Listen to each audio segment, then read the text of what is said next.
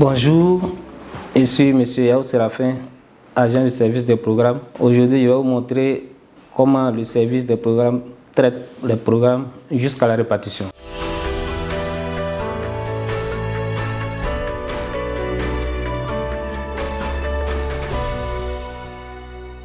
Un programme, c'est l'ensemble des œuvres exécutées par un utilisateur. On entend par utilisateur toute personne qui exploite les œuvres de façon occasionnelle ou permanente. Les utilisateurs permanents sont les radios, les télés, les matchs, les restaurants et autres. Les utilisateurs occasionnels sont les concerts, les festivals, l'animation promotionnelle et autres. Ce sont ces programmes que le service va récupérer pour venir traiter. Nous avons deux types de programmes, les programmes numériques et les programmes physiques. Moi, je traite que les programmes numériques. Je vais vous montrer comment je traite les programmes numériques. Nous recevons les programmes par mail, par WhatsApp ou tout autre moyen électronique. Quand nous recevons les programmes numériques, on fait des confrontations avec notre base de données. Voir si le programme reçu et notre base de données sont conformes. C'est-à-dire, de la manière, je prends l'exemple, IMRA est écrit dans le programme, est-ce que c'est de la même manière que c'est écrit dans notre base de données? Si ce n'est pas le cas, on procède à des corrections pour avoir la bonne écriture. Maintenant, si IMRA a chanté Banger et que Banger n'existe pas dans notre base, on envoie à la documentation pour que la documentation crée Banger pour qu'on puisse procéder, continuer notre traitement. Ils nous font un retour, nous procédons à un retraitement. Une fois tout est terminé, nous envoyons à la répartition.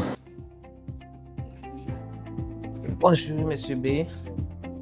Ah, comment tu vas? Ça va un peu. Voici le programme du week-end pour le traitement.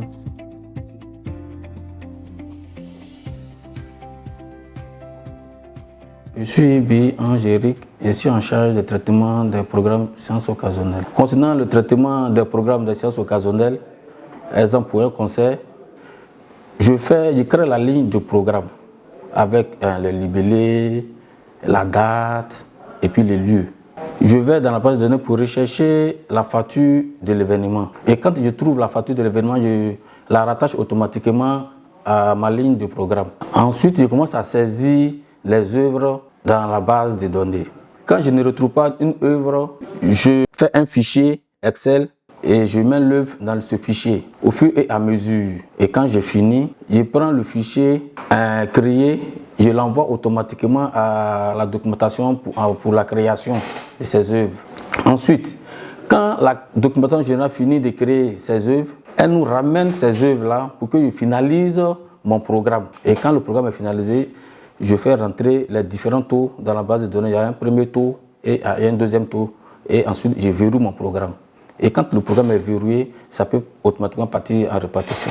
Pour les difficultés pour les séances occasionnelles, on rencontre beaucoup. C'est-à-dire, pour recevoir certainement le programme, il y a un souci. Les organisateurs ne nous facilitent pas. Donc, nous sommes là, nous faisons notre effort pour courir derrière les organisateurs. Souvent, certains organisateurs aussi qui ont le programme avec eux, quand tu leur demandes, ils refusent. Ils vous demandent pourquoi ils doivent donner ce programme, parce qu'ils ne savent pas au juste l'importance même de ce programme. Or que sans programme, nous ne pouvons pas faire la répartition des montants que nous avons perçus. Nous avons remis des numéros aux artistes pour qu'ils puissent envoyer leurs vidéos de prestations sur scène, surtout avec le titre de la chanson et le nom du spectacle où ils sont partis jouer. Le numéro est le suivant, le 07 77 72 67 31, le 07 77 72 67 23 et le 07 77